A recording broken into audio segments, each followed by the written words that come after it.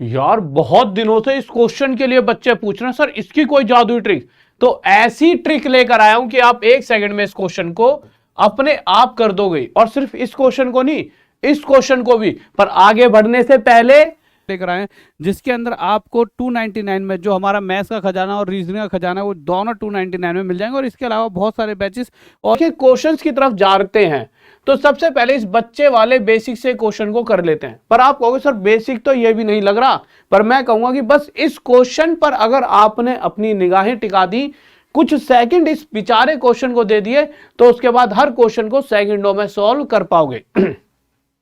तो जब भी कभी x + 1/x 2 दे दिया जाए, कहने का मतलब है कोई यहां पर कुछ भी x हो, y हो, z हो, कुछ भी हो, ये और इसके उल्टे का, यानी कि कुछ जो भी यहां है और उसके उल्टे का टोटल सम 2 के बराबर होगा, तो हमेशा इस हिस्से को आप 1 मानकर चल सकते हो। क्योंकि जब भी आप इसे 1 मानोगे तो देखिए होगा क्या, रख के देखते हैं। अगर x को 1 रखूंगा तो 1 प्लस में, और एक बात और ध्यान रखना, अगर 1/1 हमेशा क्या होता है, 1 ही होता है। तो इसी तरह से जब x को यहां 1 रखा जाएगा तो 1/1 1।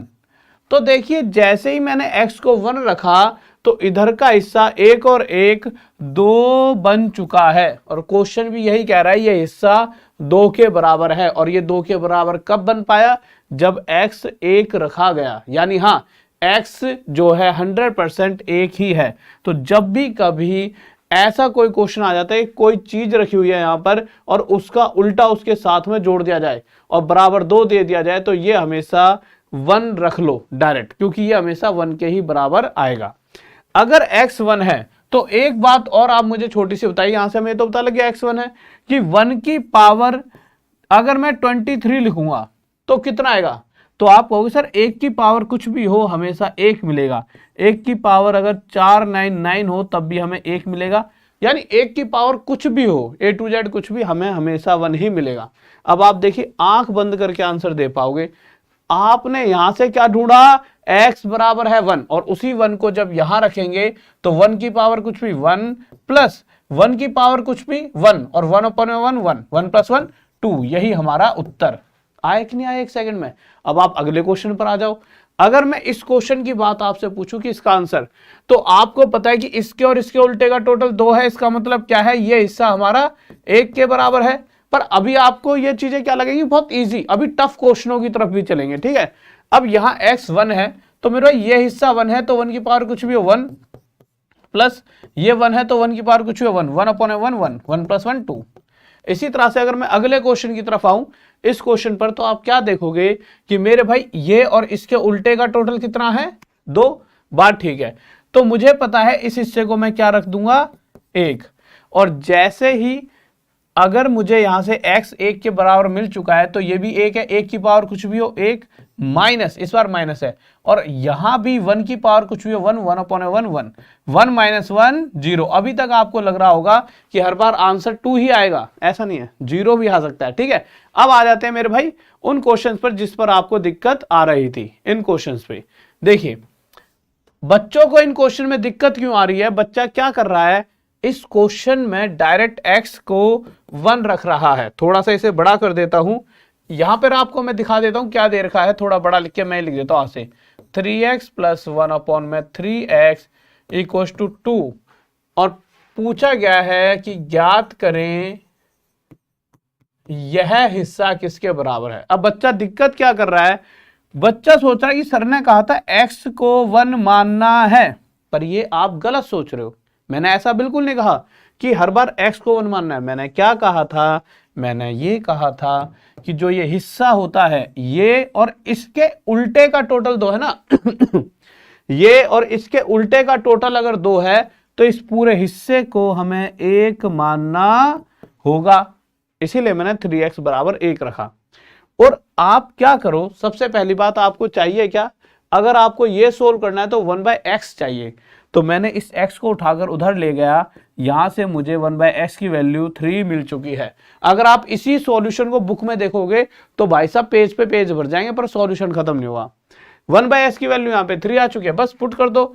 अब आप एक चीज देखिए, 3 मल्टीप्लाई 1/x की वैल्यू 3 और यहां पे 3 की पावर क्या है 4 प्लस में ये 3 की पावर 5 बन जाएगा प्लस 3 की पावर 5।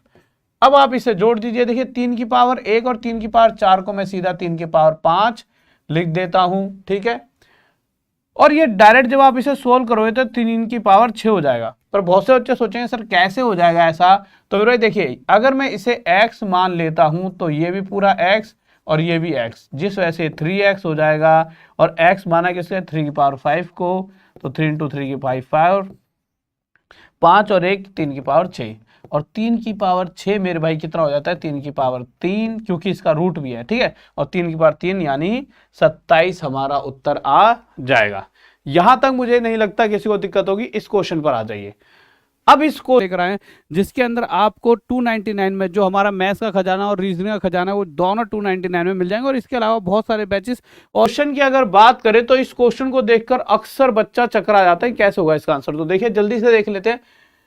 आप अगर ध्यान से देखोगे तो a + 1/a -6 और -4, -6 उधर चला जाएगा तो ये आ जाएगा a + 1/a = 2। क्यों +6 हो जाएगा ना उधर, तो 6 में से 4 घटेगा 2 आ जाएगा।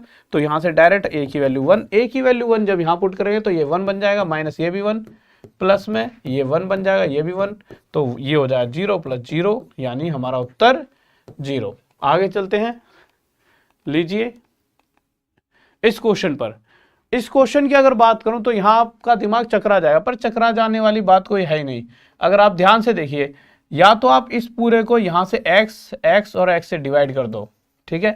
जो आप डिवाइड करोगे तो आप क्या पाओगे, यहाँ पे सिर्फ x रह गया है, यहाँ 1/x बन चुका है और ये 2। और जैसे ही ऐसा आपको नजर आया तो आप ये समझने में देरी नहीं लगाओगे कि x = 1 है। और यहाँ पुट करोगे तो 1 + 1 2, 1 और ये तो 1 है ही, तो 1 + 1 2 -3 -1 यानी -2 आपका उत्तर आ जाएगा। ये तो नॉर्मल सी कैलकुलेशन है, 1 रख कर देख लेना आपका आंसर आ जाएगा। अब इस क्वेश्चन पर आते हैं, ये है सबसे ज्यादा दमदार क्वेश्चन और सबसे आसान भी। आप देखो x + 1/x इस और -2 है। ये -2 कब आएगा, जब यहां पर x की वैल्यू क्या रखी जाएगी -1, ठीक है। तो यहां से हमें पता लगा x होगा -1, ठीक है। पर हमें जो निकालना है वो ये निकालना है, तो -1 की पावर p प्लस -1 की पावर q। तो इतना तो मुझे पता है 1 की पावर p f z कुछ भी हो हमेशा 1 ही आए, तो 1 की पावर कुछ भी हो 1 ही आएगा, 1 की पावर कुछ भी हो 1 ही आएगा, क्योंकि साफ साफ कह रखा है p एक सम संख्या है और q एक विषम संख्या है। पर मुद्दा क्या है, ये जो साइन होते हैं ये डिपेंड करता है किस पे, सम है या विषम, इवन है या ऑड। अगर इवन नंबर है पावर तो भाई माइनस प्लस में बदल जाएगा बाहर आके।